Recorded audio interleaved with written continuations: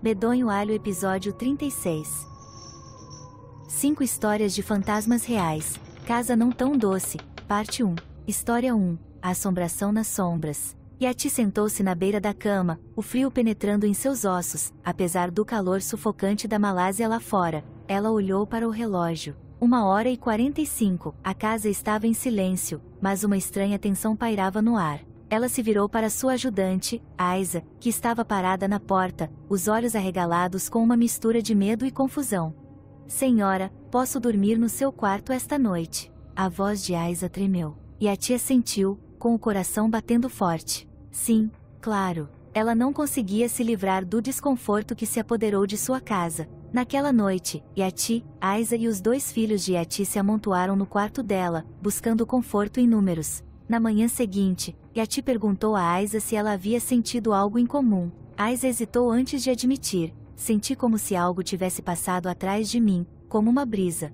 Um arrepio percorreu a espinha de Yati. Esta não era a primeira vez que ela ouvia falar de tal ocorrência e temia que não fosse a última. Na segunda noite, enquanto o chamado à oração ecoava pela casa, o filho de Yati, de 7 anos, correu até ela, com lágrimas escorrendo pelo rosto. Mamãe. Mamãe, mamãe. Tem um fantasma no seu quarto. Ele chorou. Ele alegou ter visto uma figura escura saindo da cozinha para o quarto dela. Yati tentou acalmá-lo, insistindo que era a imaginação dele, mas o medo em seus olhos era inegável. Na terceira noite, Yati voltou para casa por volta das 3 da manhã. Seu filho, mais uma vez apavorado, agarrou-se a ela, implorando para não ficar sozinho. Enquanto voltavam para a cozinha, seus gritos romperam o silêncio. Eu vi de novo, mamãe. Uma figura branca sem cabeça. O coração de Yati disparou. Ela acendeu todas as luzes, desesperada para dissipar a escuridão e o terror que ela continha. Ela e Aiza ficaram acordadas a noite inteira, incapazes de dormir sabendo o que se escondia nas sombras. 2 semanas depois, Yati acordou com um sussurro infantil em seu ouvido. Mãe, eu quero leite. Em seu estado meio adormecido, ela respondeu, pergunte a Aiza. Então, completamente acordada, ela viu uma garotinha parada ao pé de sua cama. A criança estava imunda, coberta de lama parcialmente seca, olhando fixamente para ela. Yati gritou, tropeçando para fora da cama e chamando por Aiza. Depois desse incidente, Yati evitou o quarto por 2 dias. A casa estava estranhamente silenciosa, sem sinais dos distúrbios que os atormentavam. Mas na noite de sexta-feira seguinte, ao adormecer, ela sentiu algo frio e invisível agarrar seu pé. Ela chutou, tentando se livrar, mas o aperto aumentou, puxando seu dedão do pé. Ela acendeu a luminária de cabeceira, apenas para ver uma figura escura parada ao lado dela, os olhos brilhando em vermelho e expressando um rosnado profundo e gutural. Yati gritou e fugiu da sala. Estas não foram as únicas ocorrências. Aiza batia muitas vezes à porta de Yati às 4 da manhã, perguntando se ela lhe tinha telefonado. Ela insistia que ouviu a voz de Yati chamando-a, mas Yati sabia que ela estava dormindo. Todas as noites, ruídos estranhos emanavam do quarto de hóspedes, o som de objetos sendo jogados contra as paredes, vidros quebrando, mas nada estava fora do lugar na manhã seguinte. A casa era relativamente nova para eles, tinha apenas 1 ano. Um vizinho revelou que o ocupante anterior havia cometido suicídio apenas 1 semana antes de Yati se mudar. Eles sugeriram que talvez o espírito do falecido permanecesse, incapaz de seguir em frente. Yati se fortaleceu, determinada a não ser expulsa. Esta é a minha casa, não vou desistir, repetia para si mesma. No entanto, cada noite trazia novos terrores. Ruídos estranhos, sombras fugazes e a sensação constante de estar sendo observado. O medo era real, palpável e crescente. Será que os espíritos estariam tentando lhe dizer alguma coisa? Ou eles estavam apenas atormentando-a por seus próprios motivos? À medida que as noites ficavam mais escuras e os encontros mais frequentes, Yati se perguntava se algum dia conseguiria encontrar paz em sua própria casa. O que essas entidades queriam? E por que eles estavam atacando a família dela? As respostas permaneciam indefinidas, envoltas na mortalha sufocante de medo e incerteza que se tornará sua companheira noturna. A assombração estava apenas começando e as sombras guardavam muitos outros segredos para desvendar. História 2. As marcas de garras. Foi no início do ano passado que os acontecimentos perturbadores começaram. Eu estava no último semestre, dividindo uma casa com terraço com outros 4 alunos. No primeiro dia em que nos mudamos, fiquei impressionado com o teto incrivelmente alto, quase tão alto quanto uma casa de 2 andares. Certa vez, meu tio alertou que entidades invisíveis gostavam de habitar no espaço entre telhados e pisos altos. Porém, o aluguel do semestre já estava pago, então não tivemos escolha a não ser ficar. Todo fim de semana, 2 de nossos colegas de casa, que estavam em um curso diferente, voltavam para casa, ficando apenas nós 3.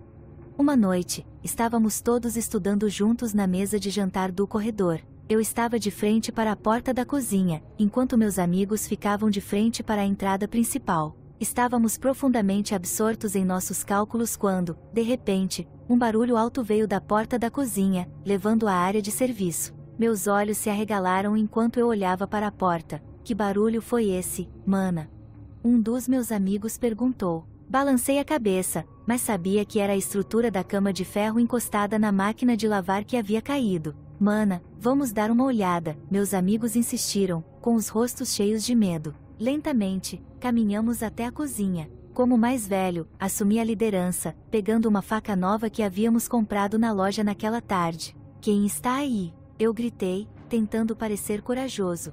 Por dentro, eu estava apavorado. Meus amigos seguiram de perto. Ao estender a mão para a porta, fechei os olhos e recitei o Ayah Kursi em voz alta, sem querer ver nada. Meus amigos, porém, viram uma criatura pequena, mas horrível, empoleirada na cabeceira da cama. Eles me puxaram de volta e fecharam a porta. Caí sobre um saco de detergente, grato por não tê-lo visto. Nós vimos, irmã. Você viu? Eles perguntaram, com pânico em suas vozes. O que você viu? Recite Bismillah e Ayah Kursi, eu os instruí. Rapidamente realizamos a ablução e começamos a recitar Yasin. Enquanto recitávamos, a casa de repente ficou insuportavelmente quente. Abra as janelas, ordenei, e continuei lendo. De repente, a porta foi arranhada repetidamente e a grade de metal foi batida. Foi ensurdecedor. Depois de terminarmos de recitar Yasin, fizemos uma oração protetora pela casa e o barulho cessou.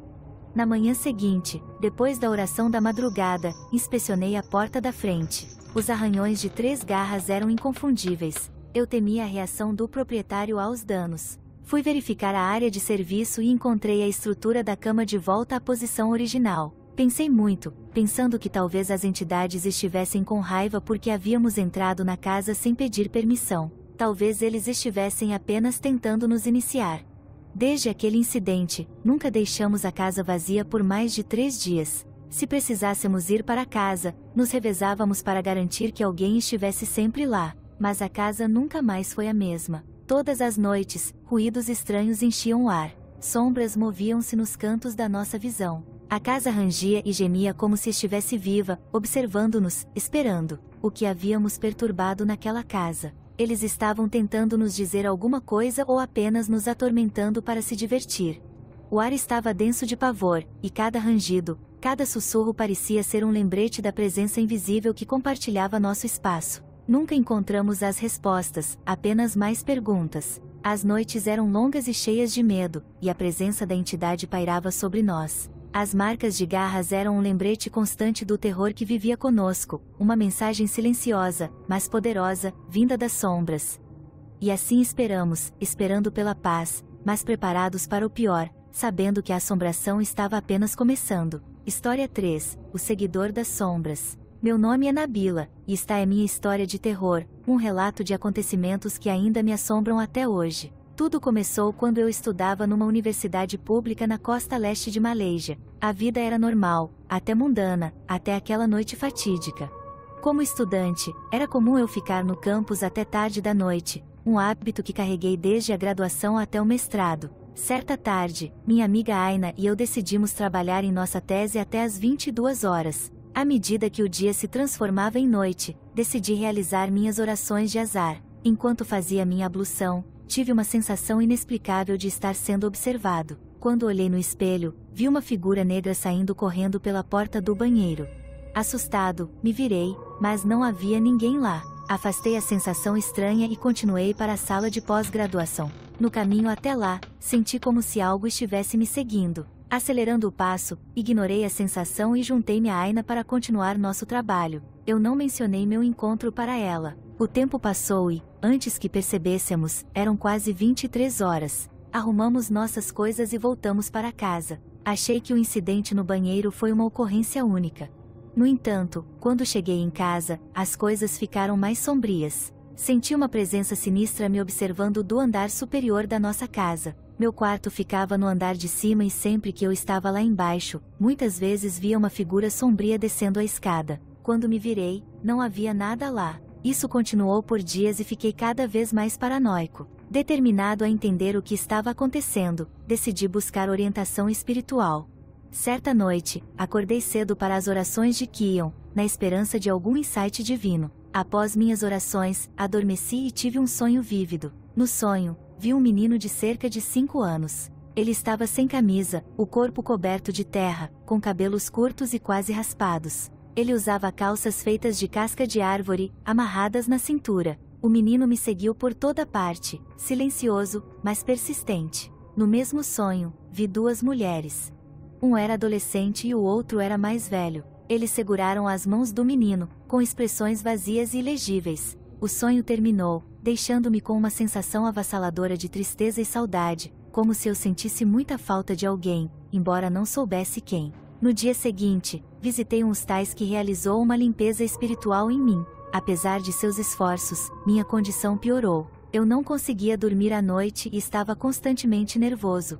Um dia, decidi ficar em casa, longe do campus. Enquanto estava deitado na cama, ouvi alguém chamando meu nome. Quando abri a porta, não havia ninguém lá. Voltando para a cama, olhei para a porta e vi uma figura vestida de branco com cabelos longos e lisos chegando à cintura. Seu rosto estava escondido quando ela abaixou a cabeça. Eu sabia então que isso não era humano. Foi um djinn. Eu a ignorei, esperando que ela fosse embora. Ela se aproximou e sentou ao meu lado na cama. Fechei os olhos e puxei o cobertor sobre a cabeça, rezando para que ela fosse embora. Quando finalmente reuni coragem para olhar, ela ainda estava lá. Reuni minhas forças e disse a ela: "Deixe-me em paz." Ela caminhou lentamente em direção à porta e desapareceu, deixando para trás uma risada arrepiante que ecoou pela casa. Eu não aguentava mais. Arrumei meus pertences às pressas e saí de casa para nunca mais voltar. A presença assustadora do djinn, do menino e das mulheres misteriosas me deixou com perguntas que nunca serão respondidas. O que eles queriam? Por que eles estavam apegados a mim? O terror que senti naquela casa é algo que não consigo esquecer e, mesmo agora, sinto como se estivesse sendo observado, como se estivessem esperando o momento certo para voltar. Ao contar esta história, não posso deixar de me perguntar se as sombras me seguirão novamente, espreitando além do véu do comum, prontas para me mergulhar de volta no pesadelo do qual pensei ter escapado. História 4. O fantasma na casa do pai. Lembro-me vividamente dos acontecimentos que aconteceram há uma década, quando eu tinha apenas 11 anos. Nossa família havia se mudado recentemente para uma casa com terraço de 2 andares em uma área tranquila de Yoror, na Malásia. Meu pai havia comprado a casa, que estava vazia há bastante tempo, com as paredes absorvendo o silêncio e as sombras do abandono. Desde o início, a casa parecia diferente. Havia uma aura inquietante, como se as paredes sussurrassem segredos obscuros demais para serem falados em voz alta. Nas primeiras noites, atribuí isso à minha imaginação hiperativa, mas logo até meus irmãos mais novos começaram a vivenciar ocorrências estranhas. Meu irmão mais novo, que tinha apenas 5 anos, teve o primeiro encontro real. Era uma tarde ensolarada quando ele decidiu subir para o quarto depois do banho. Momentos depois, seus gritos de terror ecoaram pela casa. Ele caiu escada abaixo, com o rosto pálido de medo. Nossa avó, a única adulta presente naquele momento, correu para o lado dele. "O que aconteceu, querido? Por que você gritou?" Ela perguntou, sua voz tremendo de preocupação. "Vovó, eu vi um fantasma. Era enorme, coberto de pelos, com olhos vermelhos. Estou com medo, vovó", gritou ele, com seu corpinho tremendo. As crianças muitas vezes veem coisas que os adultos não conseguem, e eu sabia que meu irmão não estava mentindo. Isso foi apenas o começo. A casa pareceu despertar do seu sono e a sua verdadeira natureza começou a revelar-se. Certa noite, por volta das 18h30, senti uma fadiga insuportável e uma dor de cabeça terrível.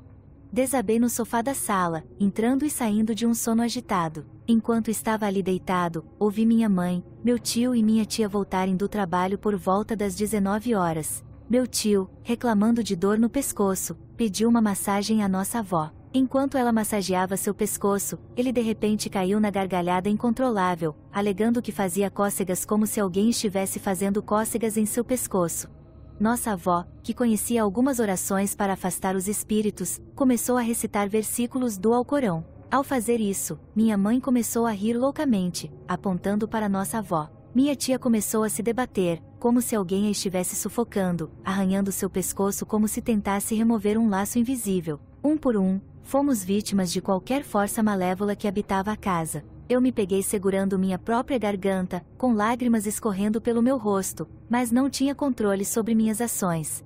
Mais tarde, meus irmãos contaram o horror de me ver naquele estado, com os olhos vazios e sem vida. As orações da minha avó pareciam ter algum poder, proporcionando breves momentos de descanso. Ela rapidamente percebeu que algo havia se apegado à nossa família, atacando nossos medos e vulnerabilidades. Sua recitação incansável de versos sagrados finalmente quebrou o domínio que exercia sobre nós, mas a experiência nos deixou profundamente abalados. Meu pai decidiu que era hora de sair de casa. Arrumamos nossos pertences e nos mudamos para a casa da minha avó, em um vilarejo próximo. Meu pai inicialmente ficou para trás, na esperança de resolver as coisas, mas ele também não foi poupado. Uma noite, enquanto assistia televisão sozinho, um vento frio varreu a casa. Ele ignorou a princípio, absorto em uma partida de futebol, mas o vento ficou mais forte, sacudindo as janelas e portas. Meu pai foi à cozinha fazer um lanche, de costas para a janela entreaberta. De repente, a cortina bateu em seu rosto e ele viu uma figura escura com olhos vermelhos, observando-o atentamente. Ele congelou, os cabelos de seu pescoço se arrepiaram. Fingindo não notar, ele terminou a refeição e voltou para a sala, mas a presença permaneceu. Foi somente através de pura força de vontade e da recitação contínua de orações que ele conseguiu suportar a noite. No dia seguinte, ele se juntou a nós na casa da minha avó, abalado, mas aliviado por estar longe da atmosfera opressiva do nosso lar. As notícias das nossas experiências espalharam-se pela aldeia e não fomos os únicos. Outros moradores relataram ter visto a mesma figura escura, sentido pontos frios e ouvido ruídos inexplicáveis. A casa acabou sendo alugada, mas os inquilinos nunca ficavam muito tempo. Cada um saiu contando histórias de encontros misteriosos e noites sem dormir. Os anos se passaram e a casa continuou sendo tema de conversas abafadas e olhares temerosos. Alguns disseram que estava amaldiçoado, outros acreditavam que um ritual sombrio havia sido realizado ali há muito tempo, deixando para trás um espírito inquieto. Seja qual for a verdade, a casa permaneceu como um lembrete das forças invisíveis que se escondem além da nossa percepção, esperando o momento certo para tornar a sua presença conhecida. Mesmo agora, enquanto relato estes acontecimentos, não consigo afastar a sensação de que a casa ainda vigia, as suas janelas escuras como olhos, à espera de novas vítimas para serem enredadas na sua teia de terror. As perguntas sem resposta e o mistério que a cerca apenas aumentam seu fascínio misterioso, deixando todos que ouvem a história querendo mais. História 5. O aluguel assombrado e o tio Daud. Falhan, recém-formado em uma universidade em Ipoh, Perak, conseguiu um emprego em uma empresa respeitável em Kuala Lumpur, na Malásia. Conhecido por seu comportamento tranquilo e aversão ao barulho, Falhan preferia morar sozinho para evitar os aborrecimentos de espaços compartilhados. Sua postura anti-tabagismo tornou imperativo encontrar um lugar que atendesse perfeitamente às suas necessidades. Ao descobrir uma casa com terraço que parecia ideal, Falhan rapidamente marcou um encontro com o proprietário. A casa estava mobiliada com necessidades básicas e o aluguel estava dentro do seu orçamento. Sem hesitar, fez os pagamentos necessários e mudou-se, ansioso por se instalar na sua nova casa. Depois de desembalar e organizar seus pertences, Falhan contemplou a necessidade de medidas adicionais de segurança, como instalação de câmeras CCTV e alarmes, dada a localização isolada da casa. No entanto, suas finanças estavam apertadas e ele teve que esperar pelo primeiro contra-cheque. Enquanto ele estava deitado no sofá, a exaustão tomou conta e ele adormeceu. Quando Falhan acordou, já era noite. A casa estava envolta em escuridão e ele percebeu que havia esquecido de acender as luzes. Ao pegar o telefone para usar a lanterna, ele ouviu o som inconfundível de alguém tomando banho no banheiro. Racionalizando que provavelmente era um intruso e não um fantasma, Falhan aproximou-se cautelosamente da porta do banheiro.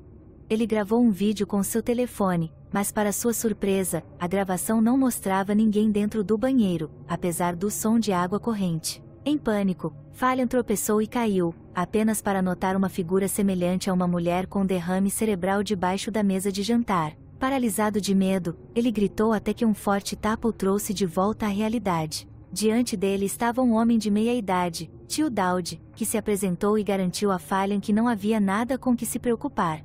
Ele deixou seu cartão de visita para Falion, oferecendo ajuda se necessário. Ainda abalado, Falion tomou um banho rápido, sentindo ao mesmo tempo uma presença estranha. Exausto e assustado, ele finalmente conseguiu adormecer, apenas para ser acordado por um pesadelo. Ele sonhou com um fantasma feminino entrando em seu quarto, fazendo-o fugir aterrorizado, apenas para acordar em sua cama, sem saber se tinha sido um sonho. A manhã chegou e, apesar da noite perturbadora, Falion correu para seu novo emprego. Seu chefe, Insig Nasri, foi acolhedor e Falion rapidamente se adaptou à sua rotina de trabalho. Durante o almoço, Insig Hidzuan perguntou sobre as condições de moradia de Falion. Quando Falion mencionou sua casa alugada, Insig Hidzuan pareceu preocupado, mas rapidamente mudou de assunto. Depois do trabalho, Insig Hidzuan aconselhou Falion a considerar a mudança para uma casa diferente, mas não deu nenhuma explicação. Falion rejeitou o aviso, embora ele permanecesse em sua mente. Ao voltar para casa, encontrou as portas e janelas abertas. À distância, ele viu uma figura parecida com o fantasma de seu pesadelo. Aterrorizado, ele correu até a casa do Tio Daud em busca de ajuda. Tio Daud ouviu atentamente enquanto Falion contava suas experiências. Ele então revelou a história sombria da casa. Uma inquilina anterior, uma mulher que sofria de depressão grave, havia se afogado no banheiro. Dizia-se que seu espírito, junto com o de sua filha que também morreu lá, assombrava a casa. Tio Daud se ofereceu para realizar um ritual para limpar a casa de seus espíritos malévolos. Falion concordou relutantemente, desesperado por uma solução. Naquela noite, Tio Daud realizou o ritual, entoando orações e queimando incenso. À medida que o ritual avançava, a casa parecia ficar mais fria e o ar ficava mais denso com uma presença opressiva.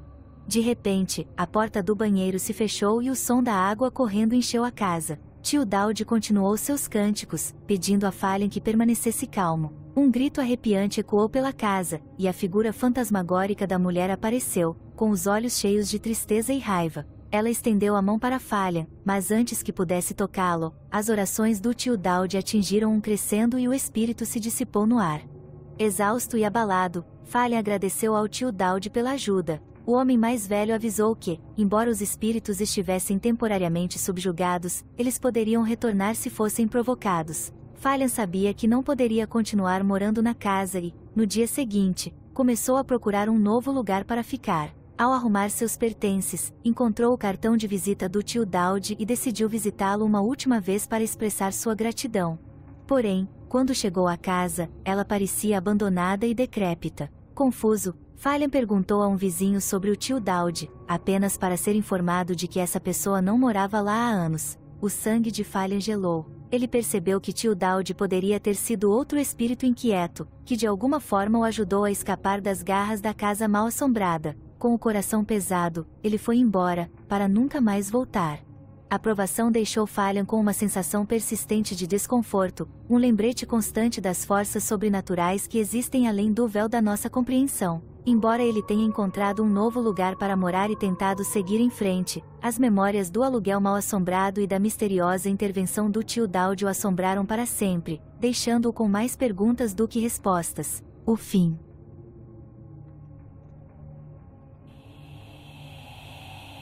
Obrigado por assistir ao nosso podcast. Se você gostou da nossa exploração de fantasmas, criaturas míticas e lendas urbanas, por favor compartilhe com seus amigos. Não se esqueça de se inscrever para mais episódios emocionantes. Até a próxima vez, meus amados ouvintes.